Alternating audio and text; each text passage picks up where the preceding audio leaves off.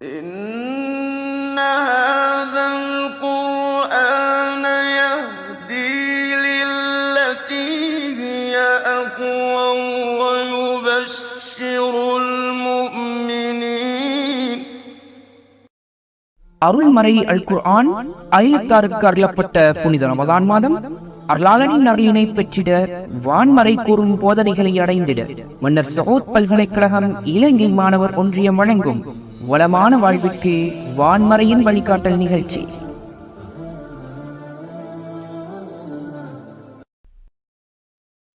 بسم الله الرحمن الرحيم إن الحمد لله نحمده ونستعينه ونستغفره ونؤمن به ونتوكل عليه ونعوذ بالله من شرور أنفسنا ومن سيئات أعمالنا من يهديه الله فلا مضل له ومن يضلل فلا هادي له وأشهد أن لا إله إلا الله وحده لا شريك له وأشهد أن محمدا عبده ورسوله. اللهم صل على محمد وعلى آل محمد كما صليت على إبراهيم وعلى آل إبراهيم وبارك على محمد وعلى آل محمد كما باركت على إبراهيم وعلى آل إبراهيم إنك حميد مجيد.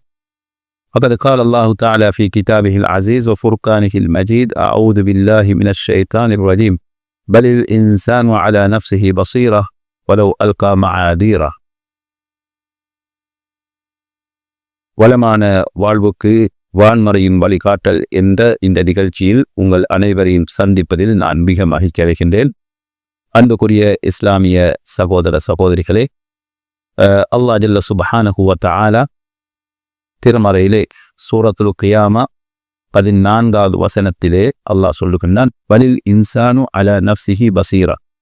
மனிதன் தன்னை பற்றி மிகவும் நன்கு அறிந்தவனாக இருக்கின்றான். வலவ் அல்கா மஆதீரா, அவன் சாக்கு போக்குகளை சொல்லிக் கொண்டிருந்தாலும் கூட அவன் எப்படி என்பதை அவன் நன்கு அறிந்து வைத்திருக்கின்றான் என்று அல்லாஹ் இந்த வசனத்திலே சொல்லுகின்றான். அந்த அடிப்படையில் இந்த வசனம் எங்களுக்கு உள்ளத்துடன் நாம் எவ்வாறு நடந்து கொள்வது என்ற ஒரு விதியை சொல்லித் தருகிறது. அதே போன்று அந்த உள்ளத்தில் ஏற்படும் நோய்களுக்கான சிகிச்சைகள் எவ்வாறு இருக்க வேண்டும் என்பதை இந்த வசனத்தின் மூலமாக நாம் அறிந்து கொள்ளலாம்.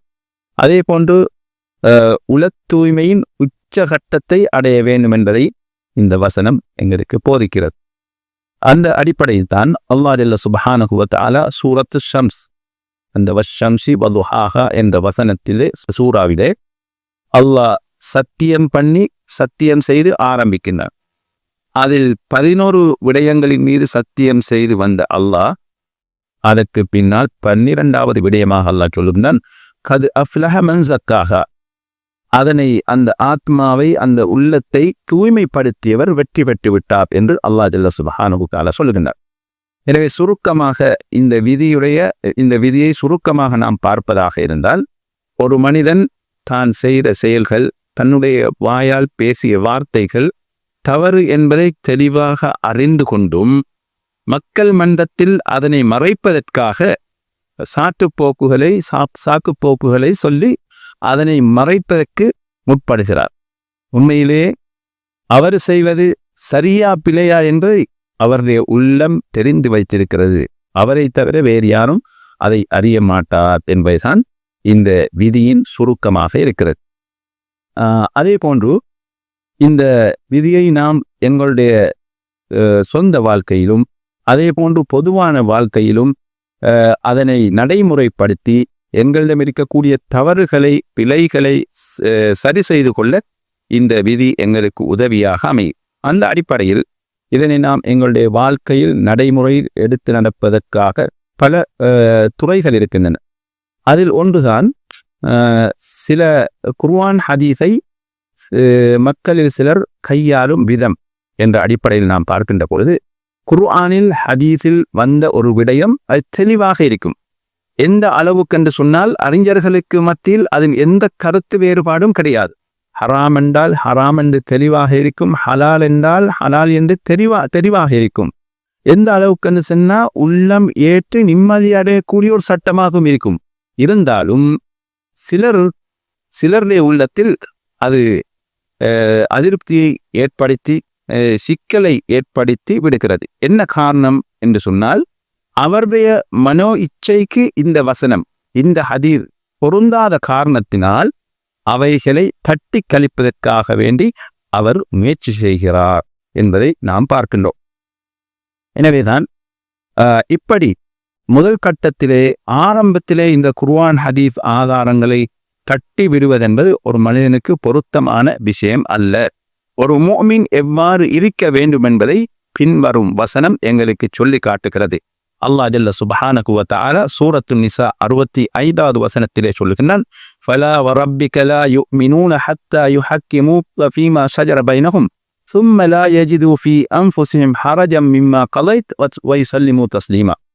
நபியே, உமது இறைவன் மீது சத்தியமாக அவர்களுக்கு மத்தியில் ஏற்பட்ட பிரச்சனையில் உங்களை நீதிபதியாக ஆக்கி நீங்கள் வழங்கிய தீர்ப்பில் அதிருப்தி கொள்ளாமல் ஏற்று உங்களுக்கு முழுமையாக கட்டுப்படாத வரை அவர்கள் விசுவாசம் கொள்ள மாட்டார்கள் என்று அல்லாஹ் ஜல்ல சுப்ஹானஹு வ தஆலா இந்த வசனத்திலே சொல்லுகின்றார்.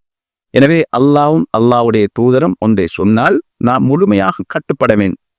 இந்த வசனம் இறங்கியக்கூடிய காரணத்தை ஜுபைர் ரலியல்லாஹு அன்ஹு அவர்கள் சொல்லுகின்ற பொழுது புகாரியிலே பதிவாகியுள்ள ஹதீஸ், அவர்கள் சொல்லுகின்றார்கள், எனக்கும் என்னுடைய தோட்டத்துக்கு பக்கத்து தோட்டத்துக்காக அன்சாரி சஹாபி ஒருவருக்கும் மத்தியிலே கால்வாய் தண்ணீரை விடுவதில் ஒரு பிரச்சனை ஏற்பட்டு நபியுல்லாஹி ஸல்லல்லாஹு அலைஹி வஸல்லம் அவர்களிடத்தில் தீர்ப்பு கேட்டு சென்றோம்.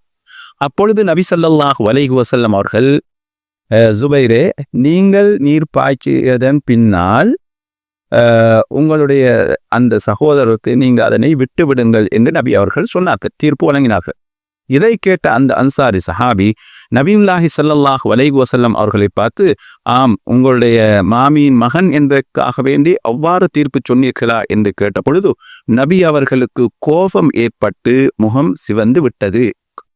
அப்பொழுது நபி அவர்கள் ஒழுங்கான தீர்ப்பை, அதாவது முதல் தடவை சொன்னது ஒரு ஆலோசனையாக சொன்னார்கள், இப்பொழுதுதான் ஒழுங்கான தீர்ப்பை சொல்லுகின்றார்கள். சொன்னார்கள், ஜுபைரே, நீங்கள் நீர் பாய்ச்சி உங்களுடைய அந்த வரம்புகளுக்கு நீர் சென்றதன் பின்னால் அவருக்கு நீங்கள் விட்டுவிடுங்கள் என்று சொன்னார்கள். சுப்ஹானல்லாஹ், ஆரம்பத்தில் வரம்பை பற்றி நபி அவர்கள் பேசவில்லை. ஆனால் இப்பொழுதுதான் ஜுபைர் ரலியல்லாஹு அன்ஹு அவர்களுக்கு சரியான பூரணமான தீர்ப்பை வழங்கினார்கள். எனவே நபி அவர்கள் ஆரம்பத்தில் சொல்வது ஆலோசனை என்ற அடிப்படை. அப்பொழுதுதான் அல்லாஹ் ஜல்ல சுப்ஹானஹு வ தஆலா இந்த வசனத்தை இறக்கி வைத்தான் என்பதை நாம் பார்க்கின்றோம். அதே போன்று இந்த விதிமுறையை எங்களுடைய வாழ்க்கையில் நடைமுறைப்படுத்துவதற்கு இன்னும் ஒரு அம்சம்தான் என்னவென்று சொன்னால், எங்களுடைய நஃப்ஸுடன் நாம் எவ்வாறு நடந்து கொள்வது என்பதை பார்க்கின்ற பொழுது மனிதர்களில் சிலர் இருக்கின்றார்கள், அவர்கள் மிகவும் ஆசையுடன் மிகவும் ஆர்வத்துடன் இருக்கின்றார்கள். எப்படி தங்களுடைய குறைகளை மறந்து மற்றவர்களுடைய குறைகளில் இன்பம் காண்பதில் தேடித் திரிவதில் மிகவும் ஆசையுடையவர்களாக இருக்கின்றார்கள். எனவேதான் பலில் இன்சானு அலா நஃப்ஸிஹி பசீரா, மனிதன் தன்னை பற்றி மிகவும் நன்கு அறிந்திருக்கின்றான் என்ற அந்த வசனத்துக்கு கதாதா ரலியல்லாஹு அன்ஹு அவர்கள் விளக்கம் சொல்லுகின்ற பொழுது சொன்னார்கள், ஒரு மனிதன் தன்னுடைய குறைகளை விட்டு மற்றவர்களின் குறைகளை ஆய்வு செய்வானாக இருந்தால் நிச்சயமாக அவன் மோசடிக்குரிய அடையாளங்களில் ஈடுபடுகிறான் என்று அவர்கள் சொல்லுகின்றார்கள். அதே போன்று பக்ர் இப்னு அப்துல்லாஹ் அல் முஸனி ரஹ்மஹுல்லா அவர்கள் தாபிஈன்களில் ஒருவர், ஹிஜ்ரி 108 மரணித்தார்கள். அவர்கள் சொல்லுகின்றார்கள், யாராவது ஒருவர் தன்னுடைய குறைகளை மறந்து மனிதர்களின் குறைகளை தேடித் திரிவாராக இருந்தால் ஃபஅலமு, நீங்கள் அறிந்து கொள்ளுங்கள், அன்னஹு கத் முக்கிர பிஹி, அவர் சூழ்ச்சிக்குள்ளாக்கப்பட்டிருக்கிறார் என்பதை நீங்கள் அறிந்து கொள்ளுங்கள் என்று பக்ர் இப்னு அப்துல்லா அல் முஸனி ரஹ்மஹுல்லா அவர்கள் சொல்லுகின்றார்கள். அதே போன்று இமாம் ஷாஃபிஈ ரஹ்மஹுல்லா அவர்கள் சொல்லுகின்றார்கள், எனக்கு ஒரு செய்தி கிடைத்தது. என்ன செய்தி என்று சொன்னால், அப்துல் மலிக் இப்னு மர்வான் ரஹ்மஹுல்லா அவர்கள் ஹஜ்ஜாஜ் இப்னு யூசுஃபுக்கு சொல்லுகின்றார்கள், ஒவ்வொரு மனிதனும் தன்னிடம் இருக்கக்கூடிய குறைகளை நன்கு அறிந்து வைத்திருக்கின்றான். எனவே உன்னில் இருக்கக்கூடிய குறைகளை பற்றி நீ பேசிக்கொள், அவைகளில் ஒன்றை மறைத்து விடாதே என்று அப்துல் மலிக் இப்னு மர்வான் ஹஜ்ஜாஜ் இப்னு யூசுஃப்க்கு சொன்ன செய்தியை இமாம் ஷாஃபிஈ ரஹ்மஹுல்லா அவர்கள் எங்களுக்கு சொல்லி காட்டுகின்றார்கள்.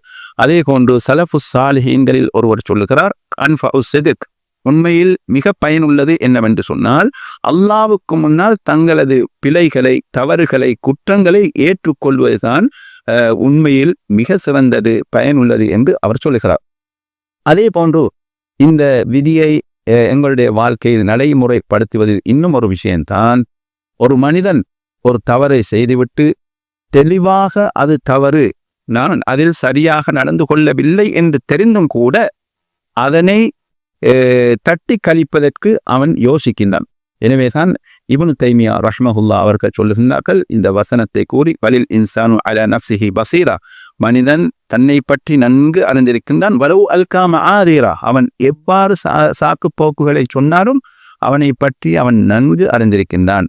எனவே அவன் சொல்வது பிழையானது, அவனுடைய உள்ளத்துக்கு மாறானது என்பதை தெரிந்து கொண்டும் அவன் என்ன செய்கின்றான், அதனை மாற்றி பேசுகின்றான் என்று இப்னு தைமியா ரஹ்மஹுல்லா அவர்கள் சொல்லுகின்றார்கள். எனவே இந்த விதி எங்களுக்கு காட்டக்கூடிய வழிகளில் ஒன்றுதான், ஒரு மனிதன் தன்னுடைய குறைகளை பற்றி ஆய்வு செய்ய வேண்டும்.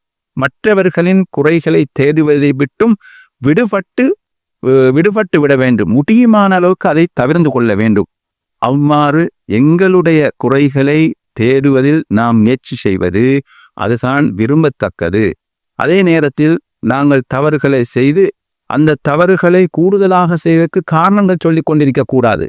நான் என்னுடைய வளமை அப்படித்தான், என்னுடைய போங்கு அப்படித்தான் என்று சொல்லி அதனை செய்வதற்கு நாம் முற்படக்கூடாது. காரணம், ஒவ்வொரு மனிதனும் தன்னை பற்றி நன்கு அறிந்து வைத்திருக்கின்றான். தான் சொல்வது சரியா பிழையா என்பதை உள்ளத்தில் அவனே அறிகிறான் என்பதையும் நாம் இந்த வழிகாட்டல் மூலமாக அறிந்து கொள்கின்றோம். அதே போன்று இதற்கு உதாரணமாக நான் சொல்வதாக இருந்தால், இப்னு ஹஸ்ம் ரஹ்மஹுல்லா அவர்களை பற்றி சொல்லுகின்ற பொழுது அவர்கள் சொல்லுகின்றார்கள், என்னில் நிறைய குறை இருந்தது, ஆனால் நான் விடாமல் நபிமார்கள் சொன்னது, முன்னோர்களில் ஞானிகள் சொன்ன வார்த்தைகளை படித்து என்னை நான் திரித்து கொண்டேன். எனவே நெருக்கடிகளை கையாள்வதென்பது அவைகளை நாம் முழுமையாக ஏற்றுக்கொள்ள வேண்டும், மறுக்கக்கூடாது என்பதை அவர்கள் சொல்லுகின்றார்கள். அதே போன்று இந்த விதியில் பயன்பெறக்கூடிய வழிகளில் ஒன்றுதான், ஒரு மனிதன் மற்றவர்களை விட தன்னை பற்றி நன்கு அறிந்திருக்கின்றார். எனவே அவன் எப்பொழுதும் விழிப்பாக இருக்க வேண்டும். மக்கள் சில சந்தர்ப்பங்களில் எங்களை அளவு கடந்து புகழ்வார்கள், அதே போன்று இன்னும் சிலர் அளவு கடந்து எங்களை இழிவாக பேசுவார்கள். எனவே அதில் நாம் மயங்கிவிடக் கூடாது. எனவே எங்களை விட எங்களை குறைத்து மதிப்பீடு செய்து அவர்கள் பேசினால் நாம் எங்களில் இருக்கக்கூடிய குறைகளை திருத்தி நாம் நல்ல முறையில் நடந்து கொள்ள வேண்டும் என்பதையும் விளங்கிக் கொள்ள வேண்டும்.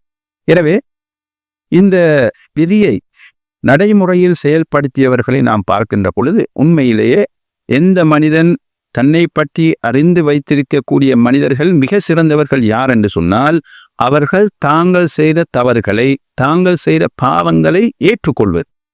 எங்களுக்கு தெரியும், நபிமார்கள், சாலிகான நல்லடியார்கள், அவர்கள் அனைவரும் என்ன செய்தார்கள், தாங்கள் செய்த தவறுகளை, பிழைகளை ஒத்துக்கொண்டார்கள், ஏற்றுக்கொண்டார்கள். அந்த அடிப்படையில் முதலாவதாக நாம் பார்த்தோம் என்று சொன்னால், எங்களுக்கு தெரியும், ஆதம் அலைஹிஸ்ஸலாத்து வஸ்ஸலாம் அவர்களுக்கு அல்லாஹ் ஒரு மரத்தின் கனியை உண்ணக்கூடாது என்று தடை செய்து வைத்திருந்தார்.